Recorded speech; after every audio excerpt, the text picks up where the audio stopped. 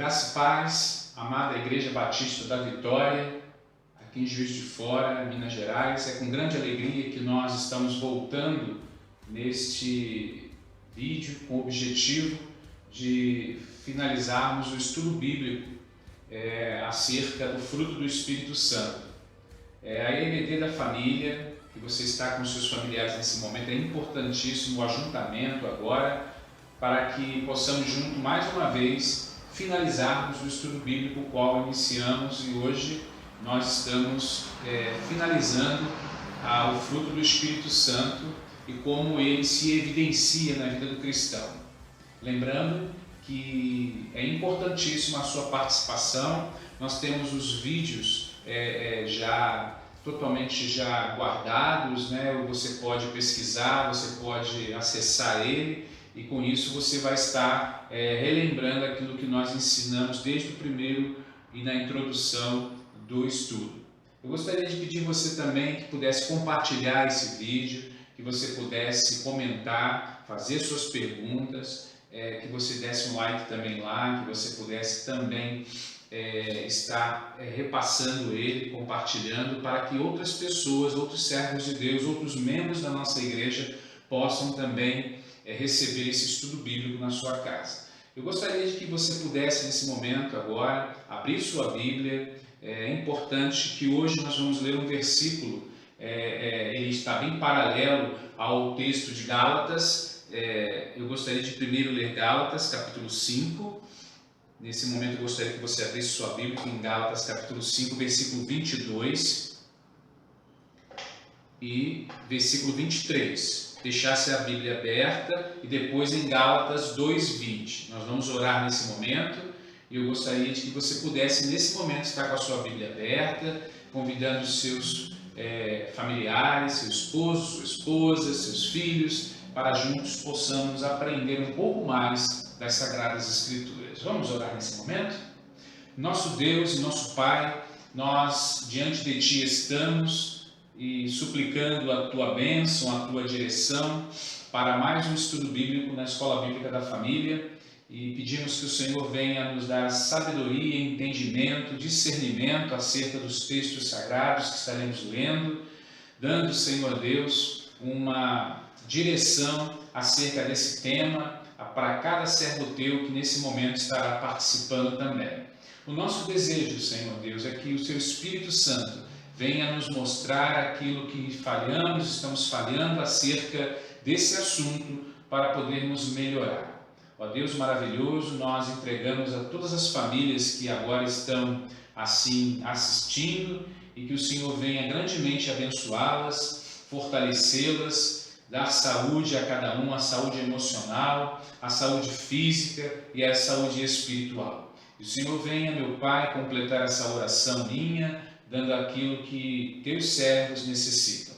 Abençoe, Senhor, os nossos queridos amigos que nos acompanham, nos seguem lá através do Facebook, e que essas vidas também possam ser agraciadas grandemente pela Tua misericórdia e a Tua bondade.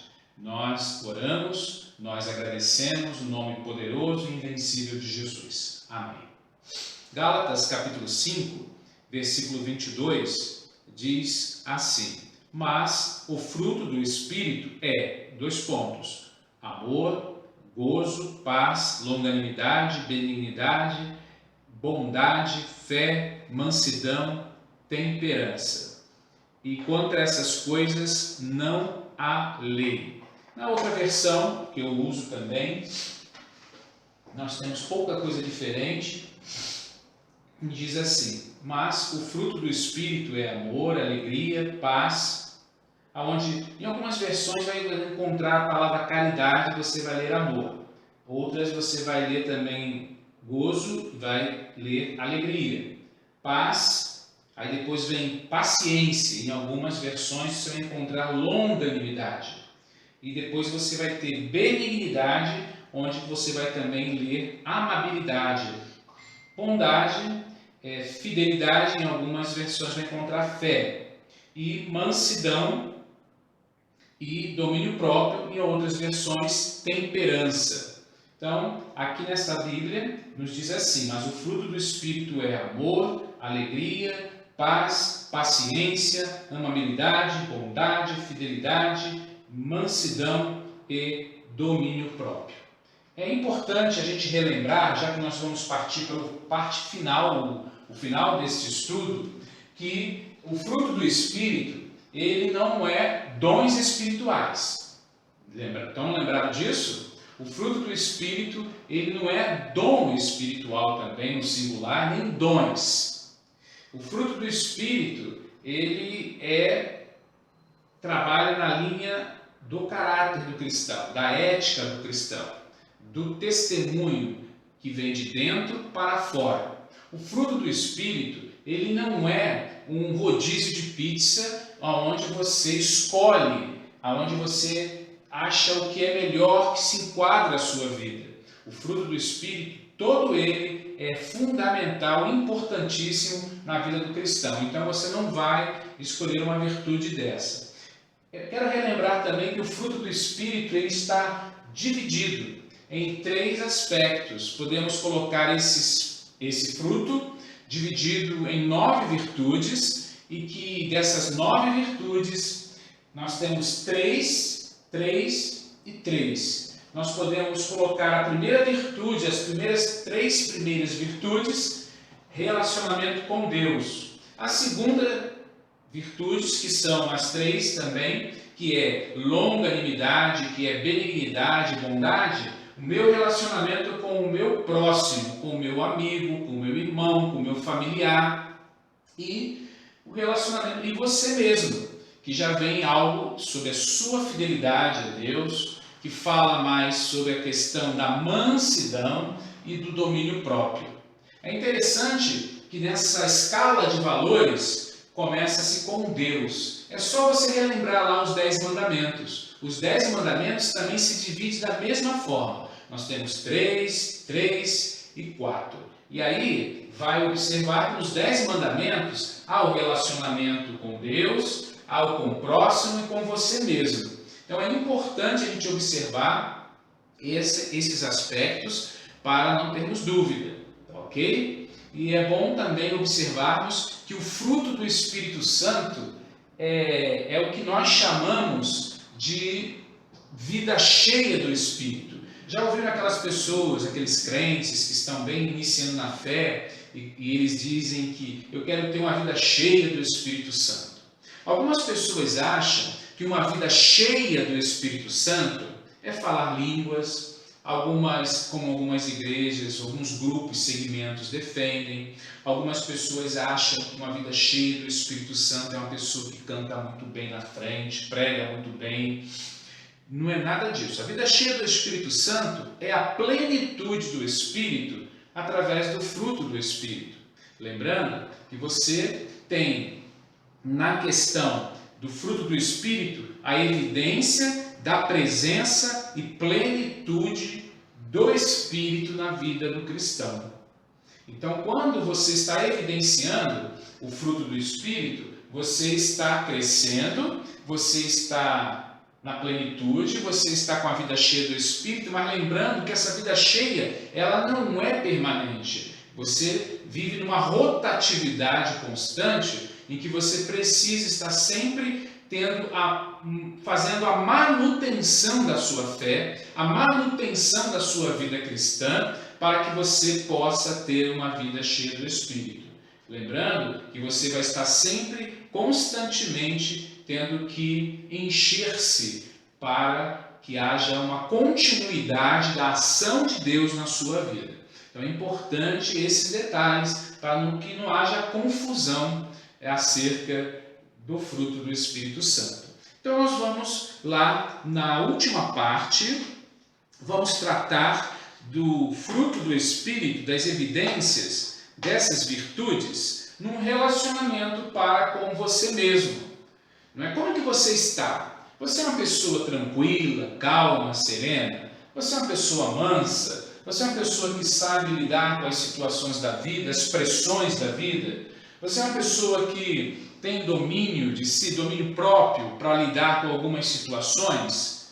Quantas pessoas, quantos cristãos, ao se arrependerem dos seus pecados, ao entregarem a sua vida a Jesus, Eram pessoas bastante grossas, bastante ásperas, amargas, que maltratavam muito os seus entes queridos. E quando se converteu, mudou. E é interessante que essas pessoas, elas começaram a observar essas mudanças e a trabalhar mais. Mas em dado momento da vida delas, elas observaram que determinado momento de aspereza, de situações da vida dela que não era muito boa na vida antiga, sem Jesus, voltavam. E aí isso significa o quê? Que a gente precisa se policiar, estar sempre tendo a sabedoria para lidar com esses altos e baixos da vida cristã e pontuar isso e corrigir para que não venha a se repetir. Então eu gostaria que você pudesse observar aí a fidelidade, não é isso? Nós temos aqui fidelidade, mansidão e domínio próprio. Eu disse para você, eu vou apagar aqui, eu tinha dito para você, né, que fidelidade, em algumas versões, ela vai aparecer com a palavra fé, não é isso? Fé. Então, você vai encontrar aqui, vou colocar como uma letra A, você vai ter aqui a fidelidade. Observe bem que não está falando da fidelidade de Deus, mas está falando da sua, da minha, da nossa fidelidade, como ela está, não é? Como ela está. A palavra fidelidade, ela significa confiabilidade total. É isso aí, é confiar totalmente.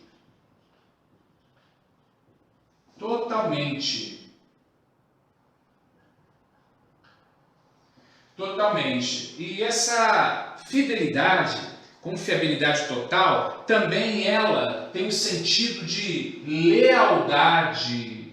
Lealdade absoluta.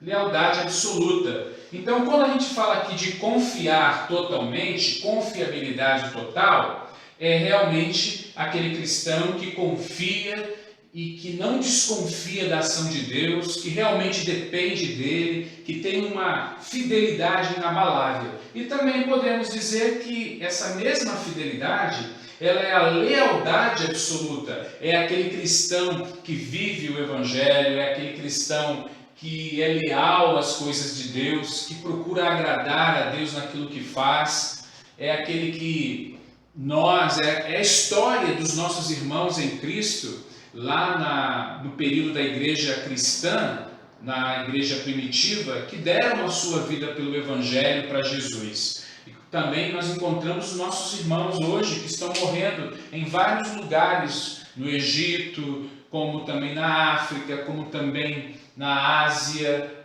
como na Síria, no Afeganistão, no Paquistão, em tantos outros países, alguns cristãos estão dando a sua vida pelo Evangelho, por Jesus. Isso é lealdade absoluta. Então não é todo crente que vai demonstrar essa característica. E a gente precisa observar bem isso, porque essa característica ela é muito necessária nos dias de hoje, principalmente quando a nossa fé é posta em xeque, quando nós somos desafiados a viver o Evangelho na sua integralidade, no seu completo conteúdo da qual a palavra de Deus nos mostra.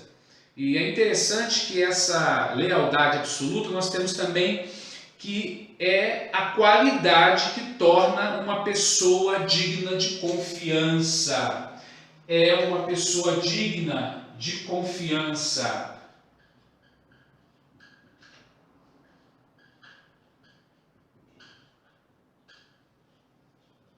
Então, é uma qualidade que coloca a pessoa como digna de confiança, né? Torna uma pessoa digna de confiança. E é importante também que o crente deve usar de fidelidade para com Deus e a sua palavra. Nós precisamos ser fiéis à palavra e também a Deus, a palavra de Deus, fiéis à nossa palavra também, porque somos cristãos, para mostrarmos aí essa qualidade, a qual tão necessária e fundamental para que o Evangelho também seja pregado em nossas vidas. É bom observarmos também, nós temos ali, vamos ler aqui um texto, em Mateus 25, versículo 23, para dar base também e fortalecer a nossa palavra aqui. Nós temos Mateus 25, versículo 23. Mateus 25, quero dizer para você que eu não esqueci de Gálatas 2:20, nós vamos ler daqui a pouco. Mateus 25, versículo 23, diz assim: o Senhor respondeu: muito bem, servo bom e fiel, você foi fiel no pouco, eu porei sobre o muito, venha e participe da alegria do seu Senhor. Então nós encontramos aqui também que o crente deve usar de fidelidade para com Deus e a sua palavra. E aí nós temos um versículo que dá o contraponto naquilo que estamos falando, a parábola dos talentos. Guarde aí, a parábola dos talentos, que está registrado em Mateus 25, versículo 14 a versículo 30. Você pode ler todo ele depois, de forma mais tranquila. E nós temos também aqui nós temos um outro texto em Lucas 16:10. Lucas 16:10.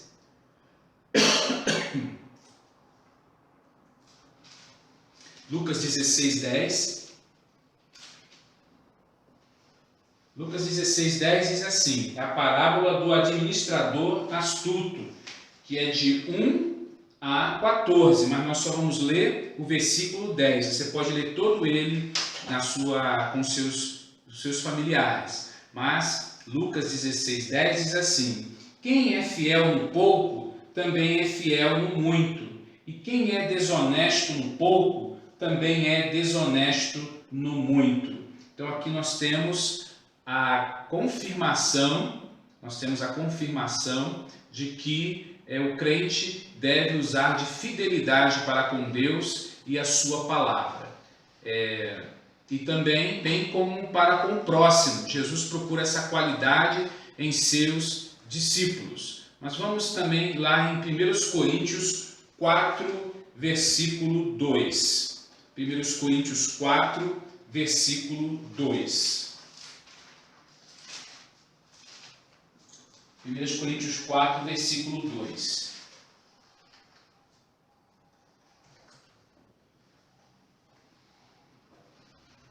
E diz assim: o que se requer destes encarregados é que sejam fiéis. Essa é uma versão, mas ali vai encontrar em uma outra versão despenseiros. A palavra despenseiros, ela significa mordomo, aquele também que serve.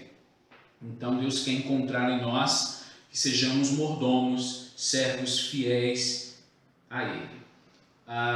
E uma outra coisa interessante aqui também, que podemos colocar para fortalecimento desse aspecto que estamos estudando sobre fidelidade, que o Senhor também, Ele é fiel. E por Ele ser fiel, Ele conclama o crente a ser fiel até a morte. Vamos abrir lá em Apocalipse capítulo 2, que é um texto conhecidíssimo também. Apocalipse capítulo 2, versículo 10, que nós temos aqui as igrejas da Ásia, as 7 igrejas do Apocalipse, a igreja de Éfeso, ou melhor, a igreja de Esmirna. O capítulo 2, versículo 10. Não tenha medo do que você está prestes a sofrer.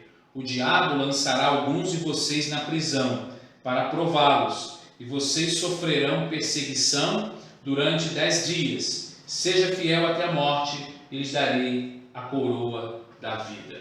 É bom observar que esse episódio já aconteceu na igreja de Esmirna, mas ele também é um eco para todos aqueles que são fiéis a Deus e têm morrido através da sua fidelidade a Deus na pregação do Evangelho. Os nossos missionários, nós temos aí os testemunhos das igrejas da Missões Portas Abertas, que falam sobre as igrejas perseguidas, e que essas igrejas perseguidas nós falamos tanto do vírus hoje, né? Nós falamos tanto de vírus que matam, mas nós temos visto através da mídia o número de cristãos que têm sido mortos na China, em alguns países da Ásia, é como muito mais do que um vírus. É importante a gente observar isso. E da mesma forma também está se acontecendo. Seja fiel até a morte e darei a coroa da vida. É por isso que os nossos irmãos, é por isso que essa característica ela é importantíssima para o final dos tempos que nós estamos vivendo como igreja. Essa virtude, ela é algo que está na vida daqueles que realmente são salvos em Cristo Jesus. Porque aquele que é salvo em Cristo Jesus, ele é fiel. E por ser fiel, eu não digo uma fidelidade apenas na questão do dízimo. Eu não digo uma fidelidade financeira, eu digo de uma fidelidade para com as suas finanças, eu digo da sua fidelidade para com o amor ao próximo, de servir o próximo, colocar o próximo em primeiro lugar no momento em que ele precisa. Eu falo da fidelidade na pregação do Evangelho, eu falo de uma fidelidade de levar esse Evangelho, de suportar as provações por esse Evangelho de Cristo. Isso é fidelidade. Então é importante que você observe, volte para cá e observe que confiar totalmente, lealdade absoluta, olha o que nós acabamos de falar, e também a pessoa digna de confiança. Logo, essa é uma pessoa fiel. É uma fidelidade que você demonstra para com o seu pastor, fidelidade que você demonstra para com o líder, para com o irmão em Cristo. Então ela é fundamental para que se viva um evangelho autêntico, o qual Deus quer tanto que a sua igreja viva. Ok? Então nós vamos observar também que o exemplo de Jesus Cristo, como ele foi fiel à palavra do Pai, fiel à obra do Pai e fiel à vontade do Pai. Olha que coisa interessante, né? Nós temos aí a vida de Jesus. Vamos observar lá em Mateus 26. Mateus 26.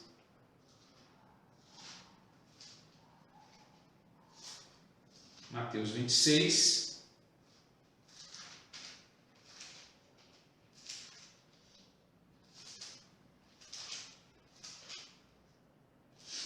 Mateus 26, ele diz assim, versículos 52 e 54.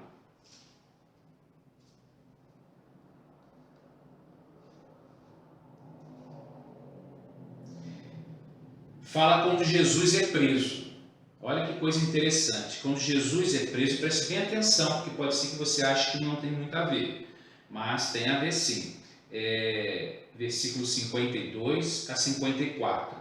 Quando Jesus é preso, e aí, olha o que ele diz. Disse-lhe Jesus, guarde a espada, pois todos os que empunham a espada, pela espada morrerão. Você acha que eu não posso pedir a meu Pai, e ele não colocaria imediatamente à minha disposição mais de 12 legiões de anjos? Como então se cumprirão as Escrituras, que dizem que as coisas deveriam acontecer desta forma? Olha só que coisa incrível. Jesus foi fiel à palavra do Pai, ao cumprimento da palavra do Pai. Fiel à obra do Pai. João 9, verso 4. Fiel à obra do Pai. João 9, versículo 4. Nós temos aqui Jesus curando o cego de nascença, e olha o que ele diz aqui no versículo 4. Enquanto é dia, precisamos realizar a obra daquele que me enviou. A noite se aproxima, quando ninguém pode trabalhar. Olha que coisa incrível. Então aqui nós temos a fidelidade do Filho para com a obra do Pai. Você é fiel à obra do Pai? Você é fiel àquilo que Deus colocou para você fazer na igreja, no trabalho dele? Você cumpre realmente o seu papel naquilo que Deus lhe colocou? Então aqui nós temos Jesus fiel à obra do Pai. Agora nós vamos observar que Jesus é fiel à vontade do seu Pai. Lucas 22, versículo 42, a Bíblia aberta, não esqueçam, a sua Bíblia deve estar aberta, o estudo bíblico com a Bíblia aberta. Nós temos aqui Lucas 22, versículo 42, quando Jesus ora no Monte das Oliveiras. Pai, se queres, afasta de mim este cálice, contudo, não seja feita a minha vontade, mas a tua. Olha que coisa maravilhosa. Nós às vezes ficamos tão desejosos que a vontade de Deus se cumpra, mas sempre a gente tenta buscar aí um mecanismo para que a nossa vontade prevaleça. Às vezes nós precisamos observar que nós somos muito egoístas e nós precisamos observar que Deus quer que a vontade dele prevaleça para que as coisas possam ir bem na nossa vida.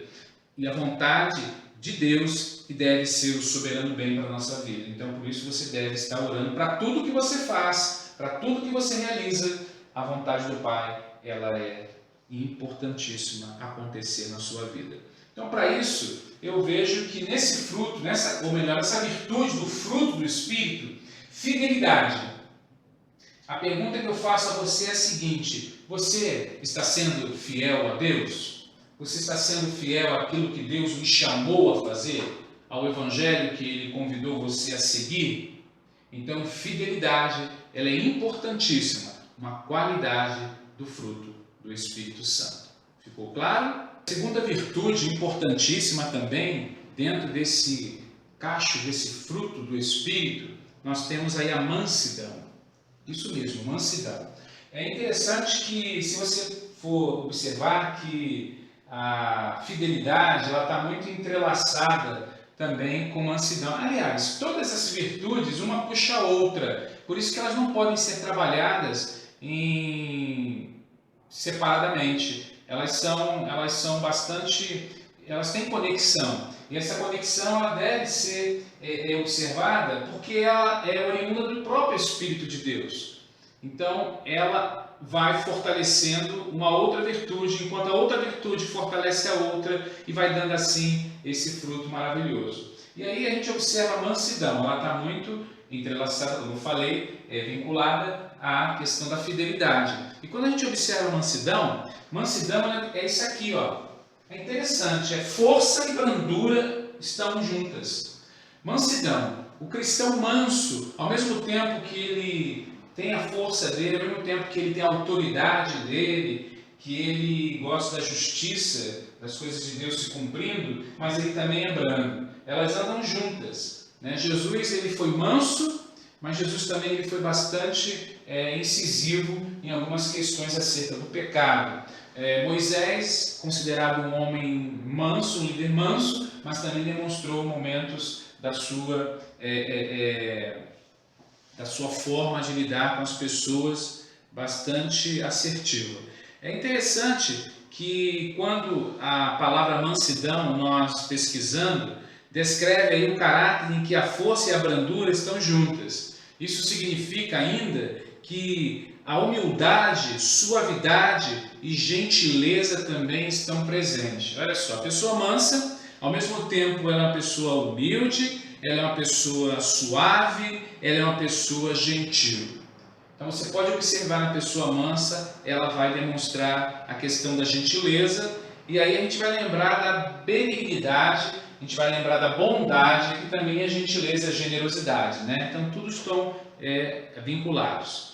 E isso tudo está presente nessa virtude. A suavidade, a gentileza estão presentes. Mas a Bíblia exalta essa virtude. Ela mostra que os mansos herdarão a terra. Olha que coisa incrível. O Salmo 37, verso 11, ele fala alguma coisa acerca disso. Vamos observar lá no Salmo 37,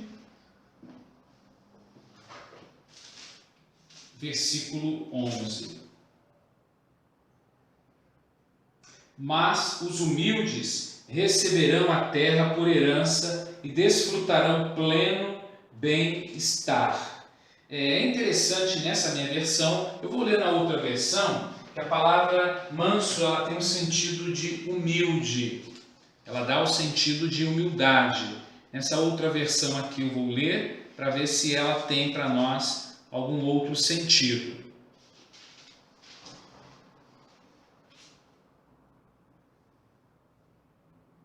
Mas os mansos herdarão a terra e se deleitarão na abundância da paz. Esta é uma outra versão da Bíblia. Então nós temos aí a palavra manso e humilde, que é o mesmo sentido, o mesmo significado. Então a mansidão, a pessoa que tem em Jesus essa mansidão, vive nele essa mansidão, essa é uma pessoa que tem a característica que vão herdar a terra. E é interessante também que a mansidão de Moisés é um exemplo para todos os crentes. Vamos observar lá em Números, capítulo 12, versículo 3. Números, capítulo 12, versículo 3.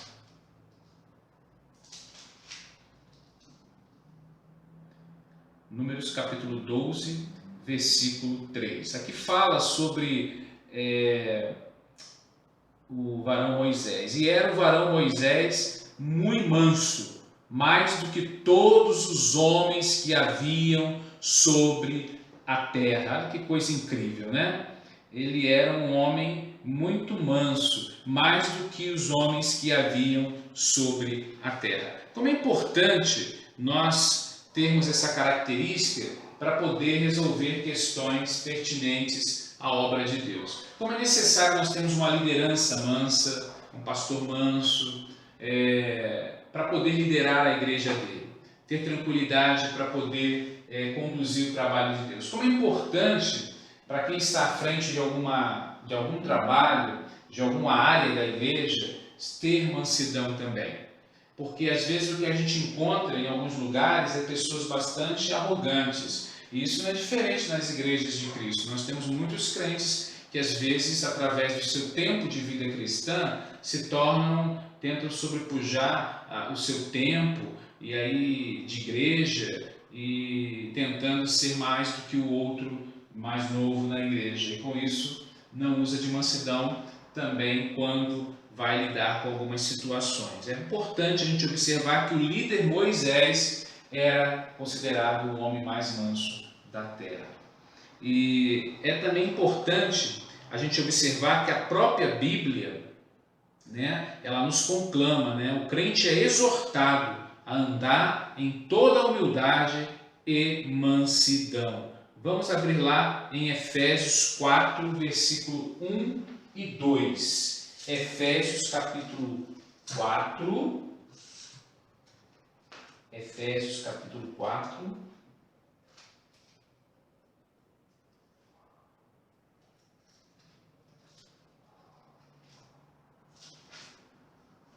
Versículo 1 e 2. Diz assim: Como prisioneiro do Senhor, rogo-lhes que vivam de maneira digna da vocação que receberam. Sejam completamente humildes e dóceis, e sejam pacientes, suportando uns aos outros com amor. Olha que coisa incrível, essa nessa versão. Ele fala aqui de outras virtudes, paciência também. Eu vou ler aqui nessa outra Bíblia, para ver uma outra versão.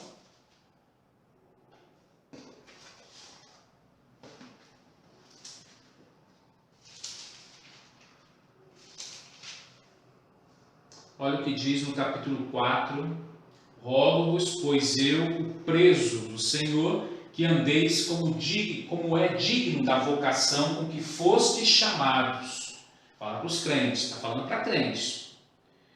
Com toda a humildade e mansidão, com longanimidade, suportando-vos uns aos outros em amor.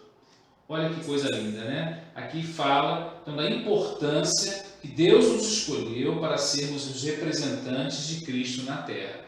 Por isso que temos que andar à luz dessa verdade. Paulo desafia a viver da forma condizente com o chamado que recebemos. Esse é um privilégio de sermos chamados membros da família de Cristo. Então, por isso que é importante que tenhamos essa virtude como parte importante da nossa vida cristã. Andar na humildade é andar na mansidão. Andar na mansidão é andar na humildade. É interessante também que não somente o cristão é exortado a andar, mas nós precisamos nos revestir. Precisamos nos revestir de toda mansidão. Vamos observar lá em Colossenses 3. Colossenses 3.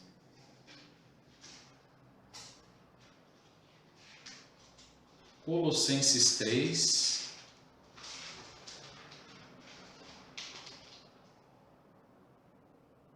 Versículo 12.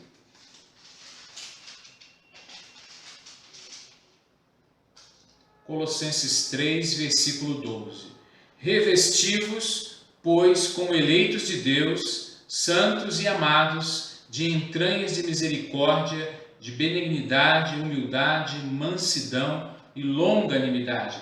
Ele fala de revestirmos, de vestirmos de novo, deixar o Espírito de Deus agir na nossa vida. Paulo aqui, então, ele está oferecendo uma estratégia para nos ajudar a viver para Deus em nosso dia a dia. Então, ele usa aqui de várias estratégias de qualidade. Imite a atitude de compaixão e de perdão de Cristo, deixe o amor guiar sua vida, deixe a paz de Cristo dominar seu coração, seja sempre grato, tenha sempre em si mesmo a palavra de Deus, viva como um representante de Jesus Cristo. Quer dizer, ele aqui dá uma lição maravilhosa acerca de como nós devemos andar. Observe bem que todos esses textos lidos, eles são diretamente interligados para que o cristão ande de modo que agrade a Deus. Então, mansidão é isso. Vamos observar aí o exemplo de Jesus Cristo, lá em Mateus 11. Lá em Mateus 11, é um texto conhecidíssimo. Mateus 11, versículo 28 a 29. Olha que coisa linda esse texto. Ele diz assim: Vinde a mim, todos os que estáis cansados e oprimidos, e eu vos aliviarei. Tomai sobre vós o meu jugo, e aprendei de mim, que sou manso e humilde de coração, e encontrareis descanso para a vossa alma, porque meu jugo é suave e o meu fardo é leve. Que coisa linda, né? Então aqui Jesus está dizendo o seguinte, que Ele é que pode nos dar uma nova possibilidade de vida. Ele diz o seguinte: aprendam comigo. Ele é o nosso mestre, o nosso professor. Parte dele a maneira que devemos andar e agir. Ele diz aqui: venham a mim todos os que estão cansados e sobrecarregados, e eu lhes darei descanso. Tomem sobre vocês o meu jugo e aprendam de mim, pois sou manso e humilde de coração, e vocês encontrarão descanso para as suas almas, pois o meu jugo é suave e o meu fardo é leve. Isso quer dizer, meu querido amigo, meu querido irmão em Cristo, que é em Jesus que nós vamos encontrar esse benefício maior, de sermos mansos, de sermos como Ele, porque Ele deixa esse exemplo para nós. Vamos observar lá também Mateus 21, versículo 5. Mateus 21, versículo 5. Diz assim também, na entrada de Jesus, a entrada triunfal de Jesus em Jerusalém: digam à cidade de Sião, eis que o seu rei vem a você, humilde e montado num jumentinho, cria de jumenta. Então aqui nós encontramos essa característica, porque o povo de Israel estava aguardando um rei poderoso, num cavalo branco, mas Jesus ele entrou num jumentinho, caracterizando humildade, caracterizando mansidão. Jesus veio para reinar nos corações. Jesus não veio para reinar externamente. Jesus não veio para degladiar-se com Roma, mas ele veio para dominar o coração das pessoas. Então ele veio de forma humilde, manso e suave. Calmo, sereno e tranquilo é a forma como ele entra e vive na vida das pessoas. Então essa característica de mansidão, ela é importantíssima. Você, meu querido irmão, perde às vezes muitas bênçãos, perde muitos privilégios, perde às vezes bons empregos, perde às vezes bênçãos materiais e outras bênçãos também. Tudo porque você não é manso. Tudo porque você às vezes quer resolver as coisas da sua maneira. Deixe o Espírito Santo de Deus agir na sua vida para que ele use você com mansidão no seu trabalho para lidar com os seus empregados, com o seu patrão, para lidar com os seus familiares, para lidar com os seus irmãos, com os seus vizinhos. E tenho certeza que quem vai ganhar muito mais é o Evangelho e você também. Tá ok? Então, mansidão é isso. Nós vamos partir agora para a última virtude. A última virtude, dentro desse cacho maravilhoso do fruto do Espírito, que é domínio próprio.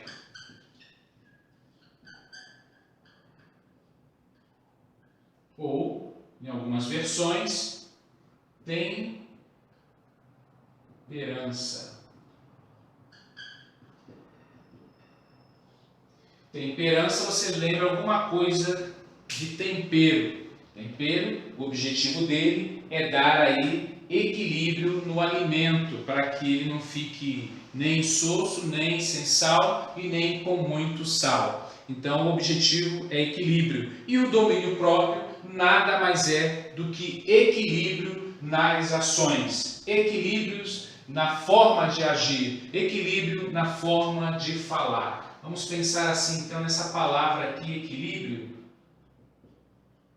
Você vai te ajudar muito a pensar acerca dessa temática. O domínio próprio expressa, então, o quê? Autocontrole. Então, nós pensamos aqui em autocontrole. Autocontrole. Nós encontramos também uma outra palavra, autodisciplina. Autodisciplina.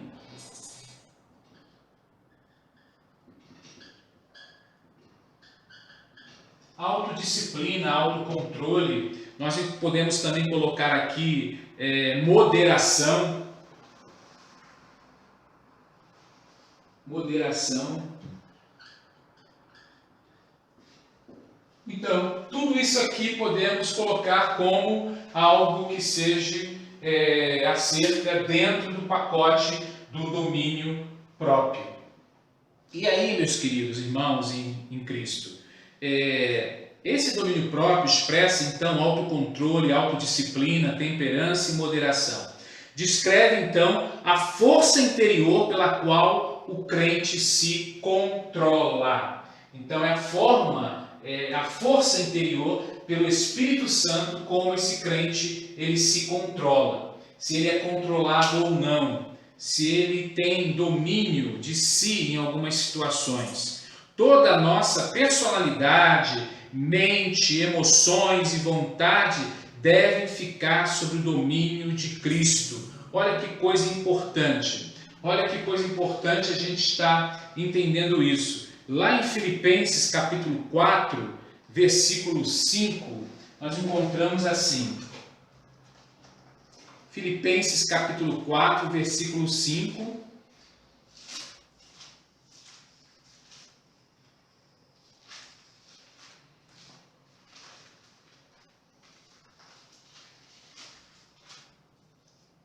Filipenses capítulo 4, versículo 5. Nós encontramos Paulo falando acerca dessa virtude também. Olha o que ele coloca aqui.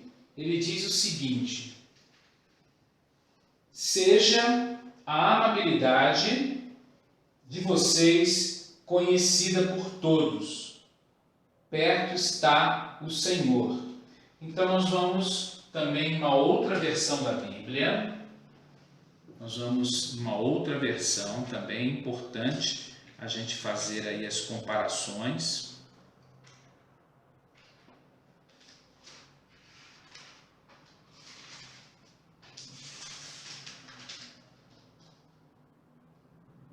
seja a vossa equidade, moderação. Lembra que nós falamos de moderação? Seja a vossa equidade, ou seja, a vossa moderação notória a todos os homens, perto está o Senhor. Então, que seja o domínio próprio de vocês, o equilíbrio, o autocontrole, a autodisciplina conhecida diante. Nós somos às vezes desafiados a podermos manifestar um momento de ira, um momento de amargura. A gente vive às vezes uma amargura por um problema ou outro, mas às vezes determinadas características ruins, elas levam-nos às vezes a tomar atitudes ruins. Então algumas pessoas, às vezes, da ira, elas passam aos excessos de, como a Bíblia diz em Efésios, de gritaria, ou até mesmo no excesso também de falta de equilíbrio, de falta de domínio próprio, que vem a sua ira e que da sua ira vem a maneira de manifestar uma briga, uma fala áspera, e isso é falta de domínio próprio. E nós estamos encontrando muito isso, temos visto evidenciado, e a Bíblia diz que nos últimos tempos as pessoas serão irreconciliáveis. Os seres humanos serão pessoas implacáveis, elas não terão paciência para com as outras pessoas, elas terão atitudes em que, como nós temos observado às vezes no jornal, encontramos alguém que sai do carro para agredir o outro com a arma, ou até mesmo um motorista de ônibus, ou um trocador do ônibus, e simplesmente que a pessoa deu um excesso de ira e logo depois se arrepende do que fez. Então a gente precisa, como servos de Deus, demonstrarmos que somos diferentes, não melhores, mas somos diferentes. Então essa moderação é fundamental para que a gente possa dar um bom testemunho. Tito, capítulo 2, versículo 6, a epístola de Paulo a Tito, ao pastor Tito, também tem um conselho acerca disso. Vamos dar uma lidinha lá também. Nós estamos caminhando para o final. Tito, capítulo 2, versículo 6. Exorta semelhantemente os jovens a que sejam moderados. Nós temos uma outra versão, aqui fala moderados. Nós vamos observar aqui nessa outra versão.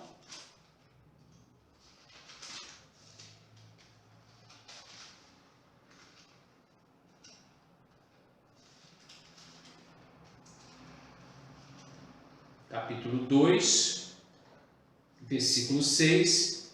Da mesma maneira, encoraje os jovens a serem prudentes. Então aqui ele usa o termo moderado, o termo prudente, porque isso tem a ver com a questão do domínio próprio, principalmente para a nossa juventude, principalmente para os nossos jovens cristãos, onde o domínio próprio é fundamental por causa dos impulsos, das atitudes da juventude. Ela leva às vezes à falta de disciplina e autocontrole. Temos presenciado muito isso nas escolas, né? Muitos professores, muitos pedagogos, psicopedagogos têm encontrado dificuldade em termos muitas brigas, muitas rixas, muitos palavrões, muita falta de respeito para também com o professor, agressões aos professores. Nós encontramos a falta do domínio próprio, e principalmente para aqueles que não são cristãos, né? Mas nós que somos, nós precisamos dar um bom exemplo em deixar essas virtudes pontuadas na nossa conduta no dia a dia. E baseado nisso, nós precisamos compreender também que toda a nossa personalidade, mente, nossas emoções, a vontade, deve ficar sobre o domínio de Cristo. Então, quando fala de domínio próprio, está falando sobre isso. Uma outra coisa importante também, que é bom frisar, é que nosso corpo também não é só uma questão de temperamento, tá? Nós temos outras questões aqui. Nós temos também a questão do domínio próprio com o nosso corpo, com os nossos apetites, os impulsos, os desejos, os instintos, devem ser governados por Deus. Então, a questão dessa virtude aí, principalmente no tempo que nós estamos vivendo hoje, ela é fundamental. Nós precisamos ter mais domínio sobre o nosso corpo, domínio sobre as nossas atitudes, nossos pensamentos. E, infelizmente, nós temos tido muitos problemas dessa ordem, na ordem psíquica, a ordem emocional. Para isso, a gente precisa desenvolver o domínio próprio. Nesse tempo que nós estamos vivendo de vírus, como é importante o autocontrole, o equilíbrio para manter a nossa vida tranquila, porque nós estamos hoje tendo um pico muito grande de depressão, de ansiedade.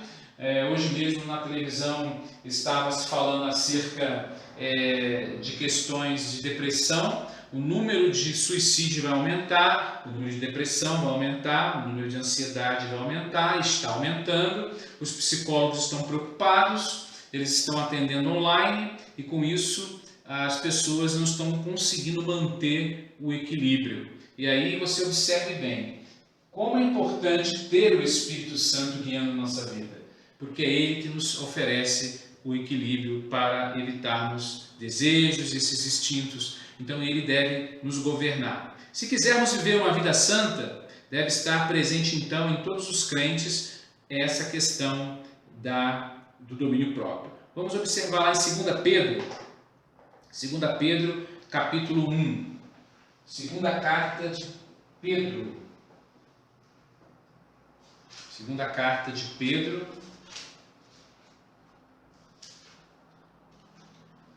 capítulo 1. Nós temos assim as palavras de Pedro, versículo 5 e versículo 6. Por isso mesmo, empenhe-se para acrescentar à sua fé a virtude o conhecimento, e ao conhecimento o domínio próprio, ao domínio próprio a perseverança. Então aqui ele está falando sobre as características importantes que devem estar na vida do cristão, que deve ser fundamental para nossas vidas. Então precisamos demonstrar isso, esse domínio próprio. Agora vamos observar o exemplo em Jesus Cristo, né? É interessante que lá em Lucas 23,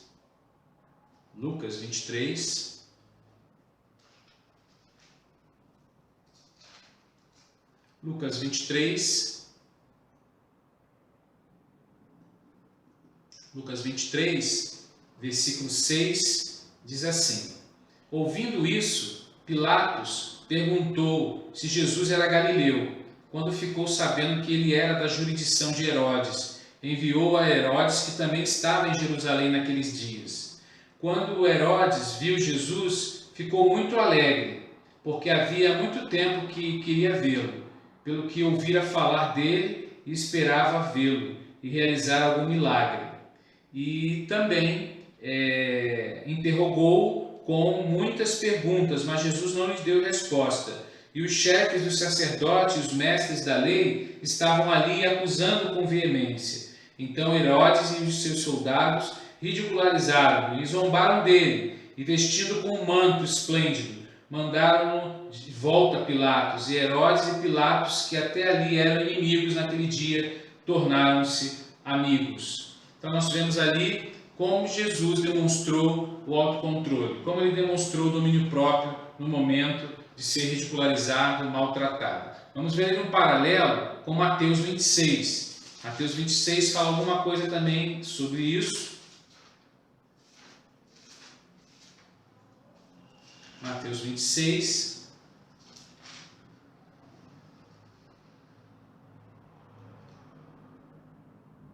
Mateus 26, versículo 63.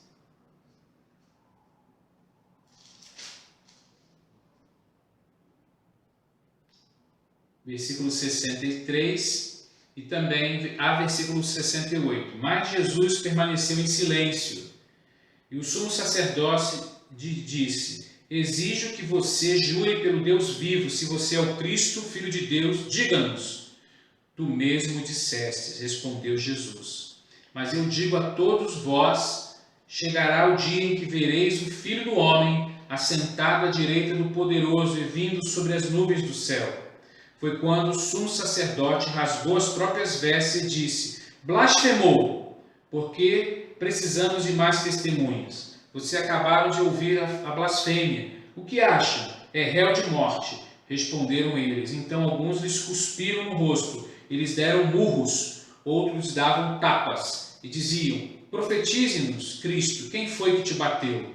Então, naquele momento, Jesus demonstrou mansidão, humildade, fidelidade a Deus, demonstrou domínio próprio, autodisciplina, autocontrole.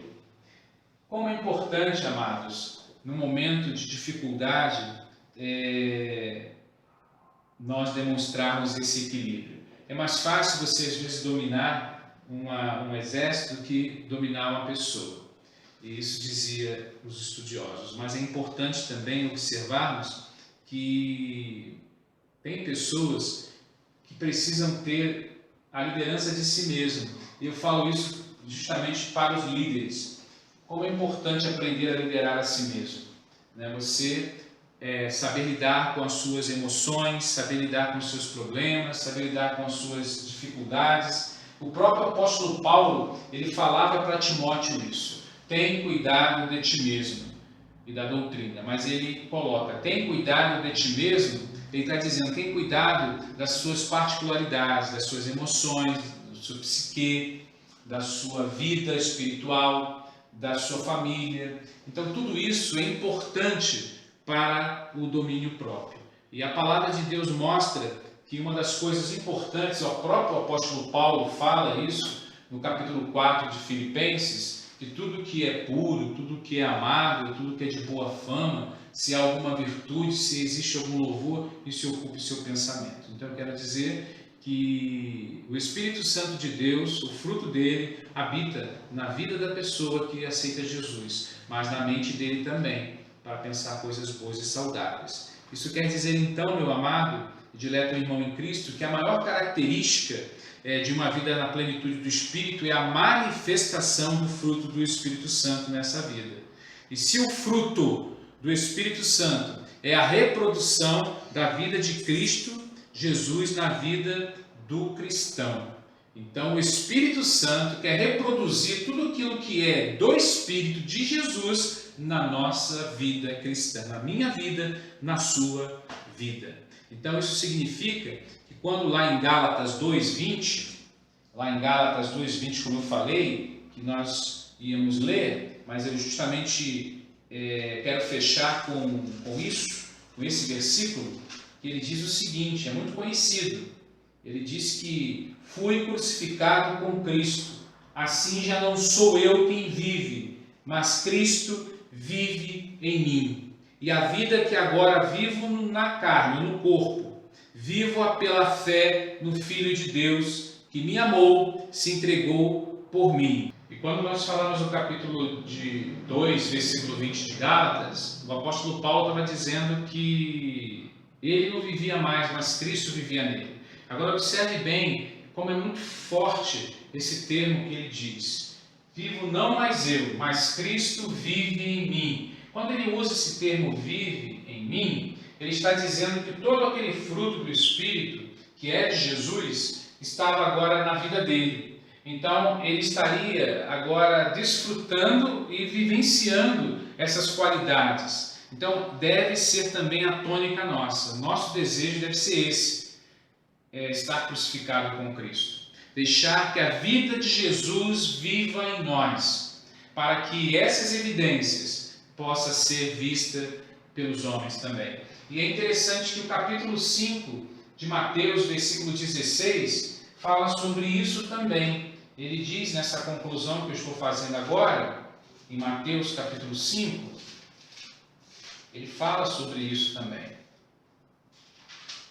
No versículo 16. Assim brilhe a luz de vocês diante dos homens, para que vejam as suas boas obras e glorifiquem ao Pai de vocês que está nos céus. Então é desejo de Deus que nós venhamos a brilhar no mundo. E brilhar no mundo é brilhar com essas virtudes. Brilhar no mundo é brilhar através do fruto do Espírito, para que as pessoas, para que os vizinhos, para que os meus amigos, para que os meus colegas de faculdade, de escola, vejam as suas boas obras e venham glorificar o Pai que está nos céus, ao nosso Deus. Então, isso mostra da importância, nesse tempo que nós estamos vivendo, de vivenciarmos o fruto do Espírito. E aí, para você voltar aí, só para você relembrar dessa questão aqui,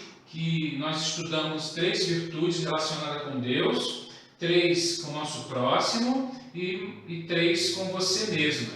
Então, é só para você lembrar aqui que o primeiro mandamento está aqui.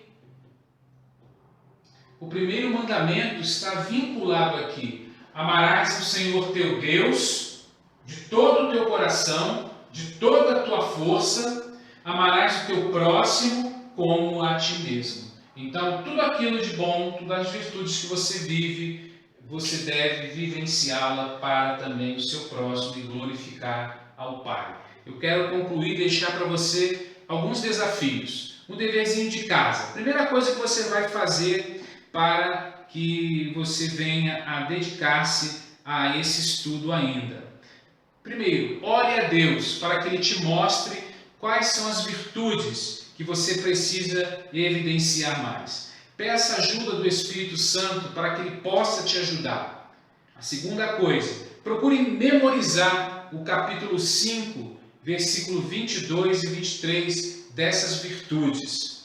Terceira coisa importante, importantíssima, é aproveitar os seus relacionamentos para colocar em prática as virtudes do Espírito Santo. Então, essas áreas que nós estudamos, é importante que você coloque em prática na vivência com os seus amigos, com os seus parentes e irmãos.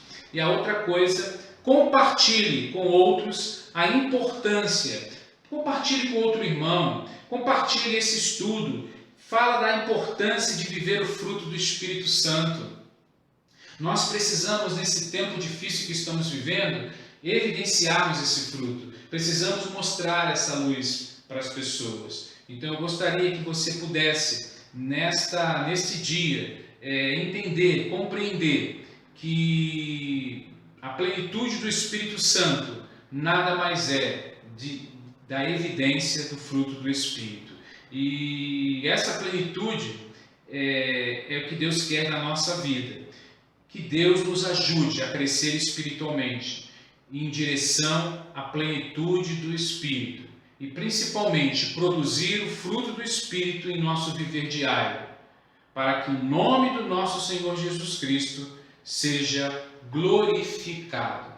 Que Deus possa te abençoar, que você possa ter aproveitado bastante acerca desses estudos, que você venha relembrá-lo iniciando o primeiro, para poder relembrar e poder fixar melhor. Mas eu gostaria de orar por você, para que Deus desse força a você, e você vai orar nesse momento. Mas eu gostaria também que você pudesse estar nos acompanhando. Nós estaremos ainda pregando hoje acerca de uma temática fundamental, importante.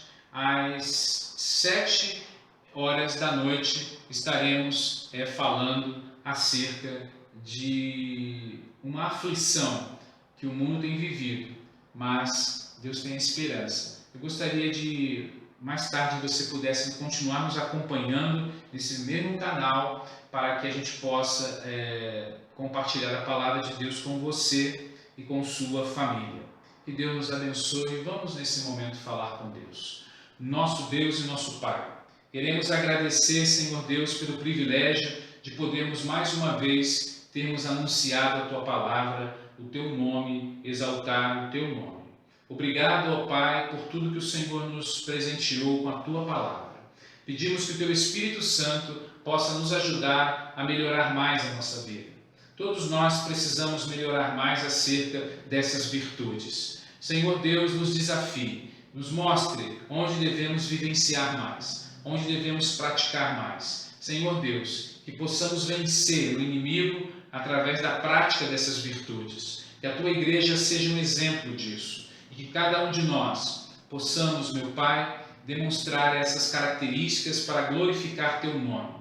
Toma cada um na tua mão, nesse momento, em sua casa, em seu trabalho, Senhor Deus, nas suas vivências, nas suas dificuldades, que essa hora, não sabemos quantos estão precisando ouvir desse estudo bíblico, essa palavra, mas possa ser, Senhor Deus, que alguma pessoa venha ouvir esse estudo numa outra hora e que o Teu Espírito Santo possa fazer valer, meu Pai, esta palavra nesse momento.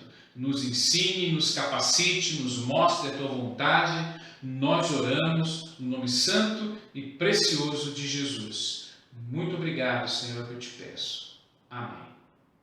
Que Deus te abençoe e te guarde e que você tenha um dia abençoado e que você aproveite bastante em ler a palavra, estudar a palavra com os seus familiares e também orar bastante pela nossa nação, por nossas vidas, por sua família, por seus vizinhos, para que Deus possa usar a sua vida para a conversão de mais pessoas. Que Deus abençoe rica e abundantemente.